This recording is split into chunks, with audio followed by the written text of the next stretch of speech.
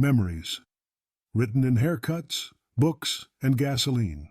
On Main Street, just across from the diner and 2 doors down from the hardware shop, stood a small barbershop with a striped pole turning slowly in the window. The glass front was streaked by sunlight, and the door gave a little jingle whenever someone stepped inside. It was not the largest place in town, nor the fanciest, but it carried a weight far greater than its size.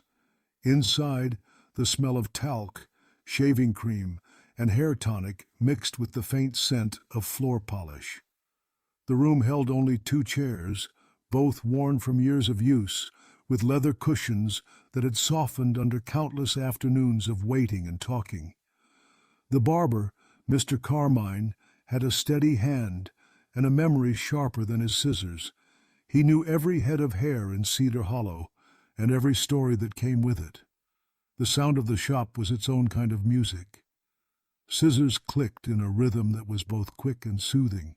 The razor sang a low tune against the grain, followed by the snap of a hot towel being unfurled. A brush swept stray hair from collars, and the floor showed a patchwork of clippings in shades of brown, gray, and blonde, like a map of the town itself. Men came not only for a haircut, but for conversation. The chair was a place where news was passed along faster than any paper could print it. Someone might mention a new baby, another would speak of crops, and soon the talk would move toward baseball scores or the coming election. The barber listened to it all, adding his own comments when needed, steering the chatter like a man guiding a boat down a familiar river. Children, too, had their place in the barbershop. A wooden booster board rested against the wall, ready to be placed across the arms of the chair for boys who were still too small to reach the mirror. They sat with legs swinging, eyes wide, as the scissors glimmered above their heads. Some cried at the first snip, while others wore a look of pride, as if the haircut made them older by years. Mothers often lingered near the door, smiling at the sight of their sons transformed into young gentlemen. For older men, the barbershop was more than grooming. It was memory. They leaned back, closed their eyes, and let the steady hands of Mr. Carmine bring them into a space where time slowed. Stories returned as easily as hair fell to the floor. One man recalled his service during the war. Another spoke of the town when the streets were only dirt, and someone else repeated a joke so old that everyone laughed before the punchline. The shop itself seemed to hold these voices, as though the walls had absorbed them. Even when it was empty, the room never felt silent. A faint echo of laughter or the whisper of a razor seemed to linger in the air, waiting for the next customer to arrive. On summer days the door stayed open, and the sound of scissors blended with the hum of traffic and the cries of children playing outside. On winter mornings, the windows fogged over from the stove in the corner, and the warmth made the shop a haven from the cold. No matter the season, it was a place where the town gathered without ceremony. A haircut in Cedar Hollow was never rushed. It was a ritual, a pause in the week, a chance to sit still while the world carried on outside. When the cloth was lifted and the mirror showed a tidy reflection, a man left not only looking different, but somehow feeling renewed. He stepped back into the street with lighter shoulders, carrying with him both the news he had heard and the laughter he had shared. The barbershop on Main Street was more than a place of scissors and combs. It was a place where the life of the town was trimmed, shaped, and remembered, one story at a time. At the far end of Maple Avenue, tucked between the drugstore and a sewing supply shop, stood a narrow bookshop that seemed older than the town itself. Its sign was hand-painted, the letters faded by sun and rain, yet still dignified. The bell above the door chimed softly whenever it opened, not with the bold ring of a store announcing business, but with the gentle sound of a secret being shared. Inside, the air was cool and heavy with the scent of paper and dust. Sunlight filtered through tall, narrow windows, catching the floating specks in golden beams. The shelves leaned slightly with age, crowded with books whose spines had grown soft and frayed from years of being opened and closed. Some volumes stood tall and proud, others slouched tiredly, but all seemed to carry their own weight of memory. The keeper of the shop, Miss Delilah, knew every title and every corner. She wore glasses perched low on her nose, and her hands moved with quiet certainty as she guided visitors to the book they had not realized they were looking for. A young boy might wander in, his coins clutched tightly, and find himself led toward the illustrated westerns. A woman might arrive, searching for something to pass the long evenings, and leave with a slim volume of poetry that spoke more than she expected. The shop was not a busy place, but it was never lonely. Its silence was filled with the rustle of pages, the creak of the wooden floor, and the murmur of voices lowered by instinct, as though every visitor respected the hush of stories waiting in their bindings. The bookshop taught people to slow down, to read a line twice, to carry home more than ink on a page. Children loved the corner where picture books were stacked in uneven piles. They sat cross-legged on the floor, flipping through pages as if discovering treasure.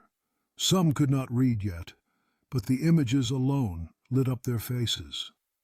Miss Delilah often knelt beside them, reading a passage aloud, her voice weaving the words into memory. Many of those children would grow to remember not only the tales, but the comfort of her voice and the way her glasses caught the light. Older men often came in for the newspapers or for history books, pausing to tell Miss Delilah about the days when trains still stopped at Cedar Hollow. Women borrowed romance novels or gardening guides, their arms filled with more than they had intended to carry.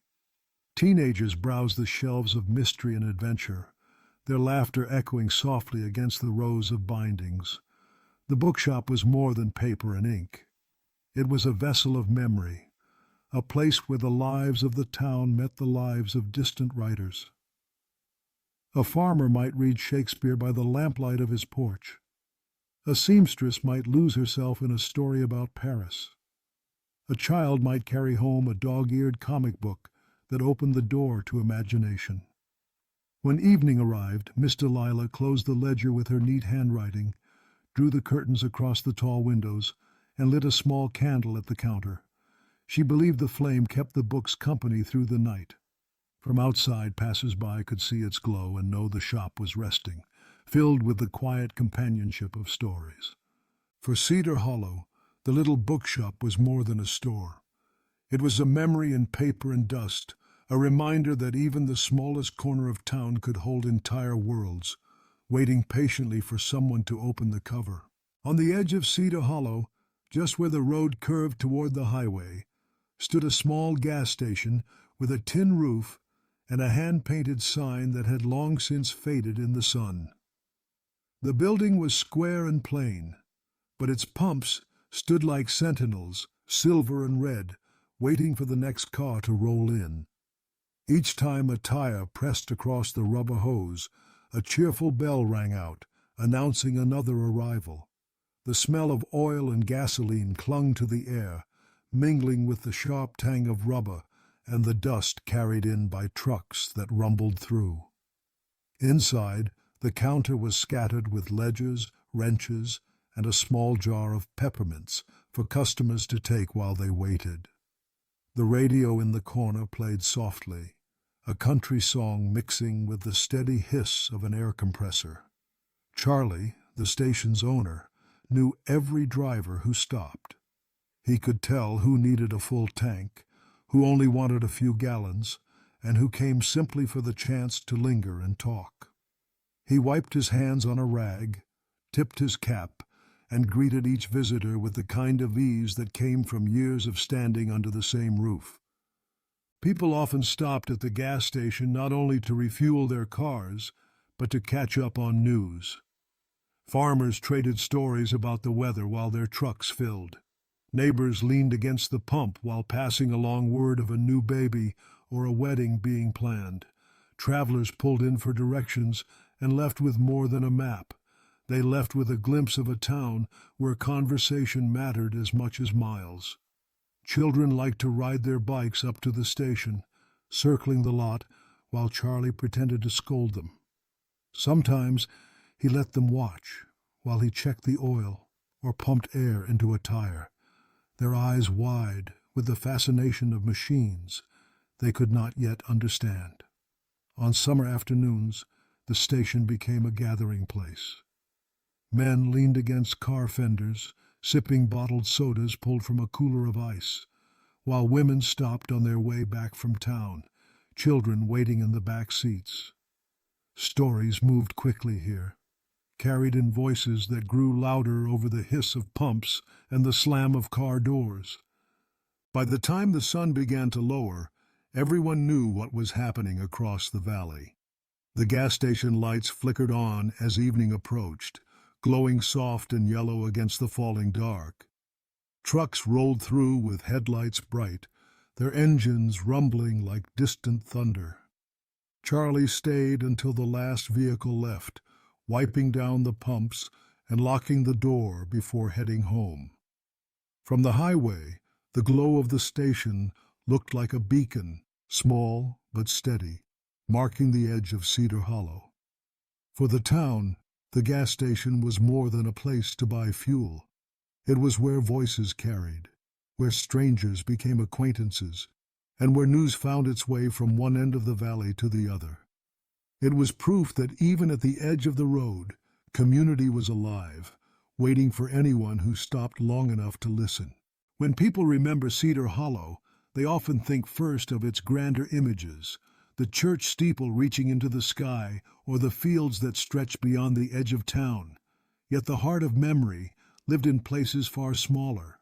It was kept alive in the hum of clippers at the barbershop, in the quiet rows of books waiting in a narrow shop, and in the ring of a bell at a roadside gas station. The barbershop gave men and boys a place to sit, while stories fell as easily as hair to the floor. Its chairs carried not only customers, but conversations, laughter, and the gentle rhythm of a community trimming itself into shape. The little bookshop gave the town its imagination. Within its shelves rested other worlds, but also the quiet assurance that the people of Cedar Hollow were never alone in their thoughts. Each visitor left carrying more than paper, carrying instead the gift of words that lingered long after the pages were closed. The gas station gave travelers and neighbors a reason to stop, even when their tanks were nearly full. It was here that news moved faster than cars, passed from one voice to another while pumps clicked and hoses hissed. Its light was a beacon that promised not only fuel, but connection. Together these places formed the gentle spine of the town. They were ordinary, yet each held within it the extraordinary power of belonging. A haircut, a book, a gallon of gasoline, all became moments woven into memory because they happened in spaces that invited people to pause, to speak, and to be seen.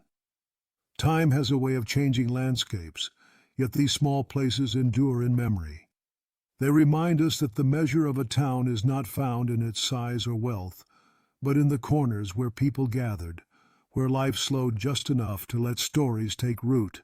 And so Cedar Hollow lives on, not only in photographs or records, but in the memory of its barbershop, its little bookshop, and its gas station stop. 3 small places that held the spirit of a community and made it unforgettable.